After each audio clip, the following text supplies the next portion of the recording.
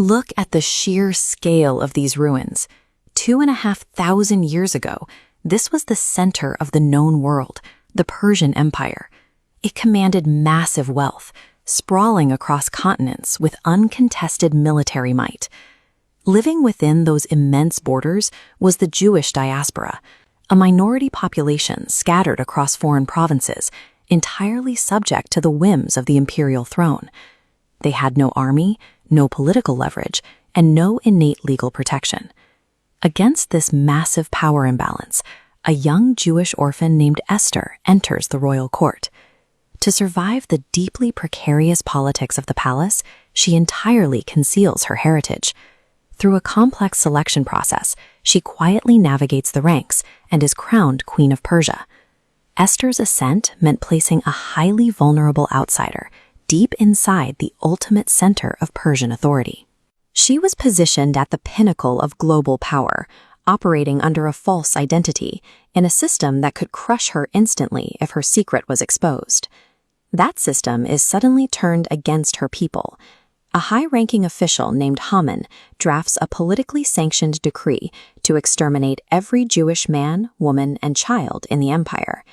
Once the king's seal is stamped into the clay, the order becomes absolute Persian law. The countdown to annihilation begins. Esther is physically insulated within the palace walls. She faces a brutal calculation: maintain her disguise and hope her royal status protects her, or break her silence and risk her life to halt the impending slaughter.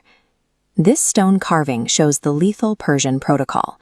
Approaching the king uninvited is an automatic, otherwise the guards strike instantly.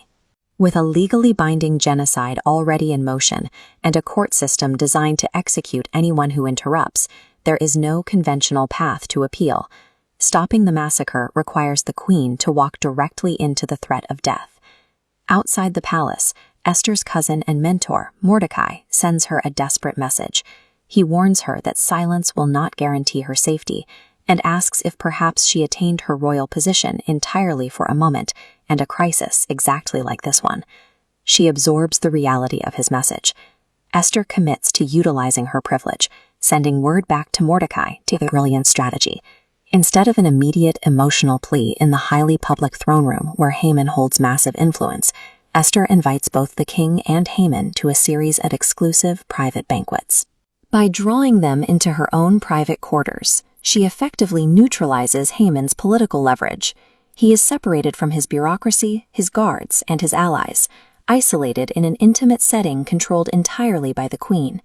She methodically dismantles her enemy's structural advantages before she ever launches her attack. The operation begins with the ultimate risk. Esther crosses the threshold of the inner court uninvited. The king looks up, and against the strict protocol of the empire, he extends the golden scepter. She has survived the initial approach. At the final banquet, with Haman completely at ease and the king eager to grant her request, Esther finally drops her disguise. She reveals her Jewish heritage to her husband. She then immediately exposes Haman's sweeping decree, framing it not as abstract state policy, but as a deliberate, lethal assassination plot targeting the Queen of Persia herself. The trap snaps shut. The king erupts in a massive rage.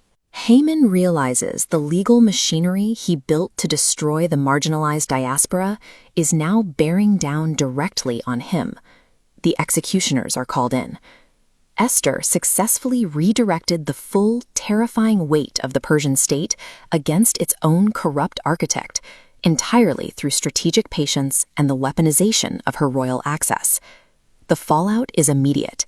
Haman is executed on the very gallows he had specifically constructed to hang Esther's cousin Mordecai. Because the king's initial seal cannot be technically revoked, a new royal decree is urgently dispatched. It grants the Jewish people the full imperial right to assemble and defend themselves against any attackers. When the scheduled day of extermination arrives, the once vulnerable diaspora meets their attackers with sentient, overwhelming force. The planned genocide completely collapses. The survival of the community was secured because one person chose to discard the safety of her high status, stepping into the line of fire to engineer a defense for those who had none. That specific historical victory is celebrated today through the festival of Purim. As you can see in this parade, it is a living, massive public gathering that commemorates the exact day the Jewish people survived Haman's plot. Haman relied on fear and silence to execute his genocide. Purim counters that by being as loud, joyous, and visible as possible. Children participate directly in remembering the story by using graggers. Graggers are traditional, handheld spinning noisemakers. Whenever the villain's name is read aloud, the crowd spins them to literally blot out the sound of his identity. It is an active monument. By passing the practice down through generations, the community ensures the mechanics of survival are permanently embedded in their cultural memory. The ancient court of Persia is long gone, but Esther's blueprint remains intact. Defending the vulnerable demands an active, calculated courage and the willingness to risk one's own safety to shatter a corrupt system.